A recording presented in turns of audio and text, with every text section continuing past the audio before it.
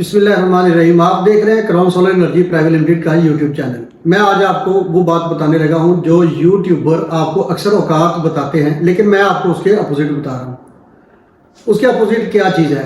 उसके अपोजिट ये है कि भी आपने बहुत सारे लोगों से सुना होगा कि भी आप बगैर बैटरी के पूरे घर को चलाएं, 40,000 में पूरे घर को चलाएं। लेकिन ये जो बातें होती है ये सिर्फ और सिर्फ ब्लंडर्स की हद तक तो ठीक लगती हैं, लेकिन रियलिटी से इनका कोई ताल्लुक नहीं होता। अगर आप समझते हैं कि भी आपने विदाउट बैटरीज घर चलाना है तो ये मुमकिन नहीं है। तब तक मुमकिन नहीं है जब तक आपके मुल्क में जो लोड शेडिंग है वो 0% ना हो जाए। हमेशा सोलर सिस्टम को सेकंड पावर ऑफ सोर्स की ज़रूरत रहती है, जिसमें या तो आप उसके साथ जनरेटर लगाएंगे या फिर आप उसके साथ बैटरीज लगाएंगे या उसके साथ आप इलेक्ट्रिसिटी लगाएंगे। अगर तीनों सोर्स के बगैर आप इसको चलाना चाहेंगे तो ये मुमकिन नहीं है। उसकी क्या वजह है? उसकी वजह यह है कि अगर फॉर सपोज मैं आपको एक छोटी सी एग्जांपल देना चाहूँगा। फॉर सपोज के भी आपने 1850 वाट का एक एसी रन किया है, आपने 3 किलोवाट के उसके ऊपर पैनल्स लगाए हैं और आप समझते हैं कि 3000 वाट के जो हैं पैनल्स हैं या 3 किलोवाट के जो पैनल्स हैं वो एन फेज के लिए, लेकिन ऐसा नहीं है। क्योंकि इसके लिए सेकंड पावर ऑफ सोर्स की तब ज़रूरत पड़ेगी जब आपकी इलेक्ट्रिसिटी नहीं होगी।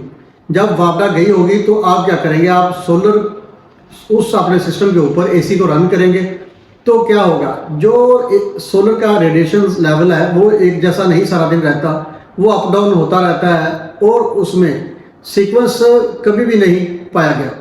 तो जैसे ही आप 1850 वाट का एसी रन करेंगे, फास्ट सपोज के भी आपके उस वक्त 2200 वाट आपको मिल रहे हैं तो एसी रन हो रहा है। जैसे ही सनलाइट देखने में तो बिल्कुल सेम होगी कि भी बाहर सनलाइट है, लेकिन वो अचानक ही जो उसकी परफॉर्मेंस है, जो सोलर की प्रोडक्शन है, वो डेप्रिसिएशन में जानी शुरू हो जाएगी। जैसे ही वो 1800 वाट पे जाएगी तो सोलर आपका ट्रिप कर जाएगा। लेकिन अगर उसके साथ बैटरी लगी होती तो तब भी ना वो ट्रिप करता, जो उसका लोड कम होना था वो उसने बैटरी से ले लेना था। ऐसे ही अगर उसके साथ जनरेटर लगा होता तो वो बाकी जो एक्स्ट्रा उसको लोड चाहिए था वो जनरेटर से ले सकता था। अगर उसके साथ इलेक्ट्रिसिटी होती तो बाकी जो लोड था वो इलेक्ट्रिसिटी से ले सकता था। तो अगर आपने इन तीनों सोर्स में से कोई सोर्स भी उसके साथ नहीं लगाया तो ये बात आप भूल जाए कि भी आप without any source, without second source के भी आप अपने घर को प्रॉपरली चला सकेंगे।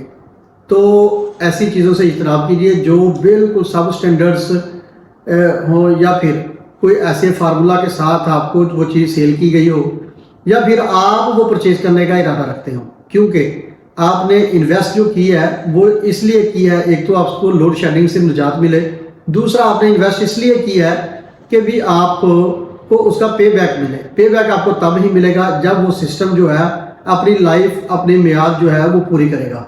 अगर उसको 30 साल टर्नओवर के ऊपर उसको डिज़ाइन किया गया है तो उस सिस्टम को 30 साल के लिए चलना चाहिए। छोटी मोटी मेंटेनेंस जो है वो इलेक्ट्रिकल या इलेक्ट्रॉनिक्स की प्रोडक्ट्स में निकलती रहती है, ये कोई बड़ी बात नहीं है।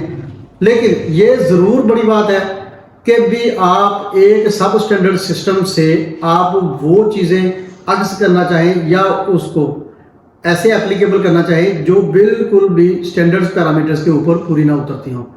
हम आपके साथ जुड़े रहेंगे। आपको नेक्स्ट वीडियो हमारी देखने के लिए हमारे चैनल को सब्सक्राइब कीजिए और बेल का आइकन दबाइए ताकि आपको नेक्स्ट जो हमारी आने वाली वीडियो है वो बर वक्त मिल सके। तब तक देखते रहिए crown solar energy private limited का यूट्यूब चैनल।